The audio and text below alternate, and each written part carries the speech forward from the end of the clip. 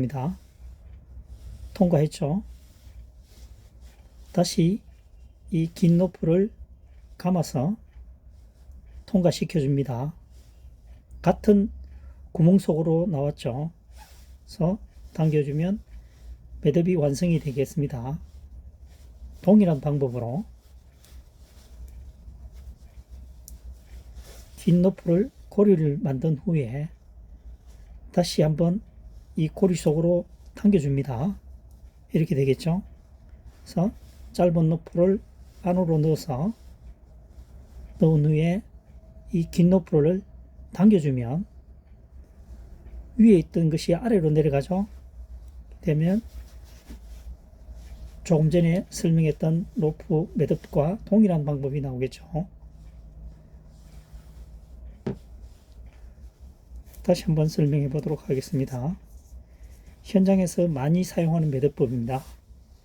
고리를 만들었죠. 통과시켜 줍니다. 밑에 있는 긴 로프를 감아서 고리 속으로 같은 방향으로 통과시켜 줍니다. 로프가 평행 상태가 되는 거죠. 그래서 당겨주면 매듭이 완성이 됩니다. 아주 간단하죠. 똑같은 방법으로 똑같은 매듭을 설명해 보면 로프를 반으로 접었습니다. 고리를 만들었죠. 손을 집어넣어서 아래 로프를 당기면 현재의 모양이 나오죠. 이 상태에서 짧은 로프를 고리 속으로 넣어서 이 고리가 반대편으로 가게 합니다. 여기서 당겨주면 반대편으로 가게 되겠죠. 그래서 당겨주면은 조금 전에 앞서 만들었던 매듭법과 동일한 매듭이 탄생하게 됩니다. 그렇죠? 똑같이 11자 형태되어 같은 구멍 속으로 나란히 나왔습니다. 평행을 이루고 있습니다. 매듭이 굉장히 간단하면서도 현장에서 야외에서 가장 많이 사용할 수 있는 매듭법입니다.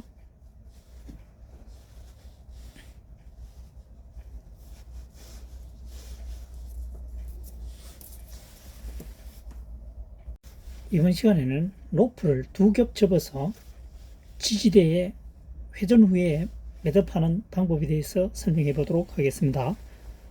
로프를 두 겹으로 접었죠. 그래서 집어넣습니다.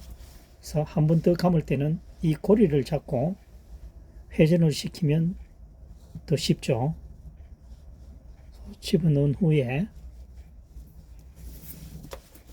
고리를 살짝 당겨서 한번 회전을 시켜줍니다.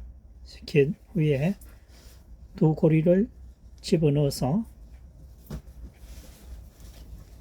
당겨서 살짝 흔들어주면 매듭이 완성이 되겠습니다. 그렇죠? 바짝 당겨줄까요? 바짝 당겨줍니다. 매듭이 완성이 되었습니다.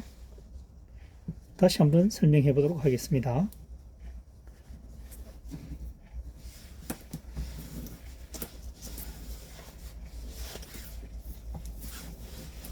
로프를 두 겹으로 접어서 감는 방법을 한번 설명해 보도록 하겠습니다. 이 긴 로프를 하면은 힘들죠. 그래서 이 고리 로프를 회전하게 되면 쉽죠. 한 바퀴를 더 회전을 시켜도 그죠? 안에 것은 내부 쪽으로 도니까 꼬이지 않고 쉽습니다. 회전 후에 설 한번 꽈서 넣어주면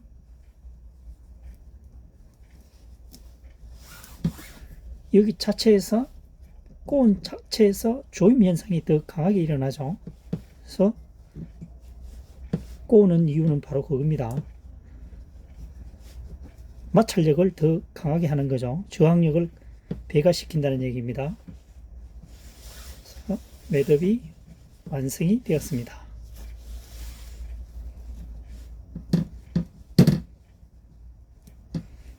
풀어보면요. 이렇게 되면은 매듭이 완전히 쪼지진 않죠. 네? 그래서 한번 회전을 해서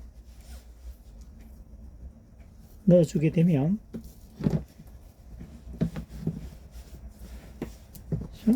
이 자체가 당김 역할을 해주는 거죠. 저항 역할을 해줍니다.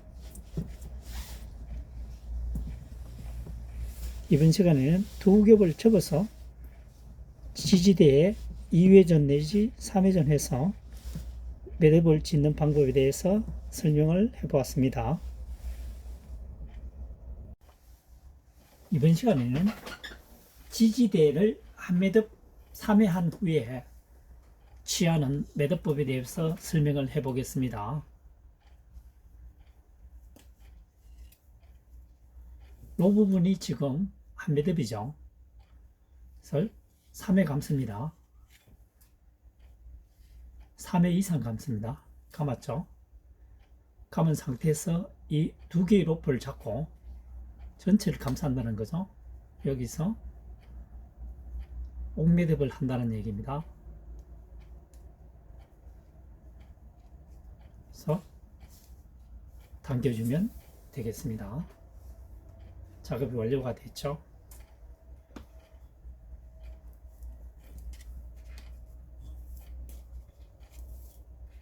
다시 한번 설명해 보겠습니다. 그래서 로프를 지지대에 감싼 후에 한 매듭을 해줍니다. 한 매듭이죠. 여기서 로프를 3회 감아줍니다. 로프를 3회 감아주는 이유는 잠시 후에 설명을 하겠습니다. 3회 감았죠? 두 개의 로프를 합쳐서 옥매듭을 해줍니다.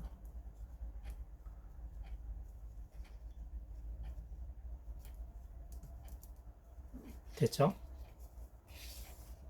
이 매듭을 3회 이상, 4회, 5회 많이 할수록 매듭 조임 현상이 강해지는 것은 당기면 당길수록 이 로프와 고정대에 밀착이 생기는 거죠. 그래서 감는 횟수가 강할수록 조임은 강해진다는 겁니다.